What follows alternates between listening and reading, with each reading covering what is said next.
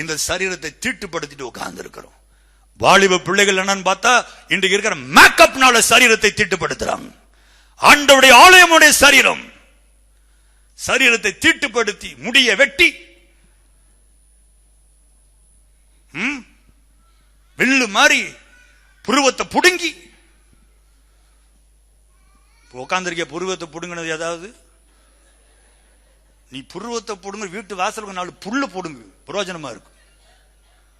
புருவத்தை புடுங்கி லிப்ஸ்டிக் அடிச்சு ஆலயத்துக்கு வர்ற இந்த ஆலயத்தை இந்த வீட்டை நம்ம டெக்கரேட் பண்றதுக்கு நாம் யார்? அவருடைய பெர்மிஷன் இல்லாம, ஓனர் பெர்மிஷன் இல்லாம வீட்டை ஆல்டர் பண்ணிருவியா நீ? அருவருப்பான டிரெஸ் மாட்டிக்கிட்டு சபைக்கு வருகிற பிள்ளைகள் எப்படி வரா சார்? பிள்ளைகளை தாய்மார்கள் மனம் திரும்புங்கள். பிள்ளைகளை ஆபாசமாய் அழைத்துக் கொண்டு வருகிற தாய்மார்கள் டைட்டா டி-ஷர்ட்டை போட்டு ஜீன்ஸை போட்டு பிள்ளையை சர்ச்சைக்கு கொண்டு வரிய வெக்கமா இல்ல உனக்கு? பிள்ளையை வேசி மாதிரி நடத்தி கூட்டிட்டு வர ரோட்ல. ஜாக்கிரதை, உனக்கும் ஐயோ உன் பிள்ளைக்கும் ஐயோ. பிள்ளைகளுக்கு டிரெஸ் வாங்கி கொடுக்கும் போது கிறிஸ்தவ பெற்றோர்கள் கேர்ஃபுல்லா இரு. அழகு இருக்கணும், ஆபாசம் இருக்க கூடாது. மறைக்க வேண்டிய இடத்தை உன் பிள்ளை மறைக்கணும். இல்லைன்னா மறைக்காத இடத்தை என் கர்த்தர் வெட்டி எடுக்க வேண்டிய நிலைமை வரும். அருவருப்பான டிரெஸ் மாட்டி லெகின்னு சொல்லி ஒரு சர்க்கஸ்கார பேண்ட் ஒன்று வந்திருக்குது பேர். சர்க்கஸ்கார பேண்ட் முதல்ல அது அப்படித்தான் யோசிச்சேன். சர்க்கஸ்கார பேண்ட் போல கேட்டா லெகின்னு சொன்னாங்க. கம்ஃபர்டபுளா இருக்குதான். கம்ஃபர்டபுள்னா நைட்ல தூங்கும் போது போட்டுக்கோ, இல்ல ரோட்ல போட்டுக்கோ, இல்லையா மார்க்கெட்டுக்கு போகும்போது போட்டு. சர்ச்சு பக்கம் போட்ட நான் பாட்டு கையாடி ஐயா மன்னிச்சு கொள்ளுங்க. அதான் நான் சொன்னேன், எனக்கு செய்தி எப்பவுமே முதலும் கடைசியும் நினைச்சுதான் பிரசங்கமே. பாதில மைக்க போடுங்கனாலும் ஓடிடுவேன். கார் ரெடியா நிறுத்தி வச்சிருக்கேன், திருப்பி வச்சிருக்கேன்.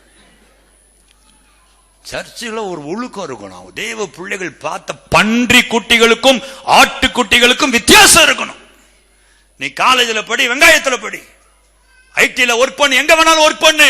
ஐடினா பெரிய கொம்பா? ஐடிக்கு போன உடனே ட்ரெஸ் மாறுது, ஐடிக்கு போன உடனே துப்பட்டா தூக்கி போட்டுருவீங்களா? வெக்கமா இல்ல? பெற்றோர்கள் சரியில்லை, பெற்றோர்கள் சரியில்லை. பெற்றோர்கள் விலை பேசப்பட்டாங்க. பிள்ளை 40,000 ரூபாய் சம்பளத்தை கொண்டு வந்து கொடுக்கிறா பிரதர், இப்படி எல்லாம் நான் கண்ட்ரோல் பண்ணா அவ்வளவுதான். பணத்திற்கு விற்று போட்ட பரிதாபத்திற்குரிய பெற்றோர்கள். ஆண்டவருக்காய் பரிசுத்தமாய் பிள்ளையை வளர்க்க ஒரு பெற்றோர் இல்ல சார். இன்னைக்கு பசங்களை பார்த்து அதை விட கேவலம். ஜீன்ஸை கிழிச்சு போட்டு அலையிறான். அதுல ஒருத்தன் சொல்ற, என்னப்பா கிழிஞ்சிருக்கு? இல்ல அங்கிள், எவ்வளவு கிழியுதோ அவ்வளவு மரியாதையும். இவனுக்கு இப்ப நம்மெல்லாம் கிழிஞ்சு போனா ஐயோ பாவன் பிச்சைக்காரனா பார்ப்போம். இதுல அது எவ்வளவு அது கிழிஞ்சிருக்குதோ அவ்வளவு மரியாதை. இது ஒரு பிச்சைக்கார சங்கம். ஒரு பிச்சைக்காரனை பார்த்து இன்னொரு பிச்சைக்காரன் மரியாதை கொடுக்குறான் பாரு. காதுல கடுக்கனை போட்டு அலையறான் சார். பேரை கேட்டா டேவிடுங்கிறான். முட்டாப்ப காதுல எது கடுக்கன் போடுவாங்க தெரியுமாடா உனக்கு? ஒன்னும் தெரியாது. இடுப்பு கீழே பேண்ட் தொங்கிட்டு இருக்குது. இப்போ இன்னைக்கோ நாளைக்கு ஐசியூல பேஷண்ட் இன்னைக்கோ நாளைக்கோ இழுக்கிற மாதிரி இந்த பேண்ட் எப்போ விழுமோ. ஒரு ஹோட்டல்ல சாப்பிட்டு இருந்தேன். ஒரு பையன் அவன் போனான், பில்லு கொடுக்க போனான். நான் அவனை பார்த்து பின்னாடி பார்த்து நான் போறான். அப்படியே எனக்கு பயம், அவுந்து விழுந்துருமோ. அந்த ஜீன்ஸ் அவ்வளோ கீழே. சரியா, நல்ல வேலை உள்ள ஒண்ணு போட்டிருந்தான். இவன் அங்க போயிட்டு இப்படி தூக்குற மாதிரி வச்சானா எனக்கும் சந்தோஷம். நல்ல வேலை பிள்ளை தூக்குது, பரவாயில்லன்னா அவ்வளவுதான். ஒரு 1/4 இன்ச்சு கூட தூக்கல. இப்படி பண்ணிட்டு வச்சுட்டு போயிட்டு அவன் பாட்டு போறான். பன்றிகள் செய்யலாம், ஆட்டுக்குட்டிக்கு இது ஆகாது. எல்லாவற்றையும் அனுபவிக்க உனக்கு அதிகாரம் உண்டு, ஆனால் எல்லாம் தகுதியா இராது. காரணம், நீ உன்னுடையவன் அல்ல, உன் சரீரம் உன்னுடையது அல்ல. தொட்டால் தேவன் கெடுப்பார். லெப்ட் காதுல கம்மலை போட்டா கேன் அர்த்தம், ரைட்டு காதுல கம்மலை போட்டா மேல் ப்ராஸ்டிடியூட்னு அர்த்தம், 2 காதலையும் போட்டா 2 உண்டுன்னு அர்த்தம். பேண்ட் கீழே ஜட்டி தெரியற மாதிரி, இன்னஸ் தெரியற மாதிரி பேண்ட போட்டா ஐ எம் ரெடி ஃபார் செக்ஸ்னு அர்த்தம். தெரியுமா? இதெல்லாம் தெரியாது. அவன் மாட்டினா நானும் மாட்டுறேன். முட்டாள்கள், முட்டாள்கள்.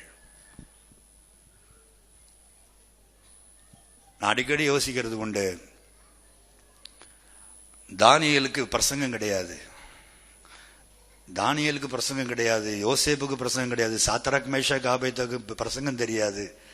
அவன் காலத்துல அவன் பைபிளும் படிச்சிருப்பானான்னு தெரியல. அவனுக்கு அபிஷேகம் ஆண்டவர் கொடுத்த வித்தியாசமான அபிஷேகம். இப்படியெல்லாம் சத்தியத்தையே கேட்காதவனே தான் தீட்டுப்பட மாட்டேன்னு இருதயத்தில் தீர்மானம் பண்ணி ஒரு ராஜாவை மாதிரி உட்கார முடியும்னா, இவ்வளவு சத்தியத்தை கேட்டு ரட்சிக்கப்பட்டு ஞானஸ்நானம் எடுத்து பரிசுத்தாவின் அபிஷேகத்தையும் பெற்றுக்கொண்டு ஆவிக்குரிய சபையில் நான் விசுவாசின் நெஞ்ச நிமித்திட்டு நடந்துகிட்டு இவ்வளவு அட்டுழியமை பண்றமே, நமக்கு எப்படிப்பட்ட நியாய தீர்ப்பு காத்திருக்கும்?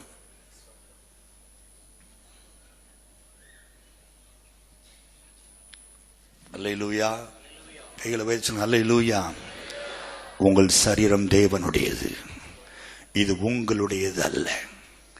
இதை டெக்கரேட் பண்றதுக்கு உனக்கு அதிகாரம் கிடையாது. வாலிப தங்கச்சி, இன்னையோட நிறுத்து. உன் குறத்தி வேலை பண்றதெல்லாம் நிறுத்து, பிழைப்பாய். அப்புறம் ஒத்த தலைவலி பிரதர், தலை சுத்துது, மயக்கமா வருது, அனிமிக்கா இருக்குது, கான்சென்ட்ரேட் பண்ண முடியல, படிக்க உட்கார்ந்தா கான்சென்ட்ரேட் எப்படி வரும்? அவர் தான் சொல்றாரு, நீ கெடுத்த நான் உனக்கு கெடுப்பேன்றாரு. கரெக்டா எக்ஸாம் டைம்ல கர்த்தர் உன்னை படுக்க வைக்கிறாரு. நீ ஜாம் பண்ணிட்டு உட்கார்ந்து இருக்கிற, எக்ஸாம் டைம் மாதிரி எனக்கு சிக்காகுது பிரதர், நீ சரியில்லை. உன்னை சரிபடுத்து, ஆலயத்தை பரிசுத்தப்படுத்த, ஆலயத்தை தேவ ஆலயம் என்கிற பயத்தோடு காத்துக்கொள். ஜீவனை கொடுத்து யோசேப்பு காத்து கொண்டதை போல காத்துக்கொள். என் ஆண்டவர் நீ நினையாத உயர்வனை கொடுக்க வல்லமை உள்ளவர், நினையாத ஆசீர்வாதத்தை தர அவர் வல்லமை உள்ளவர்.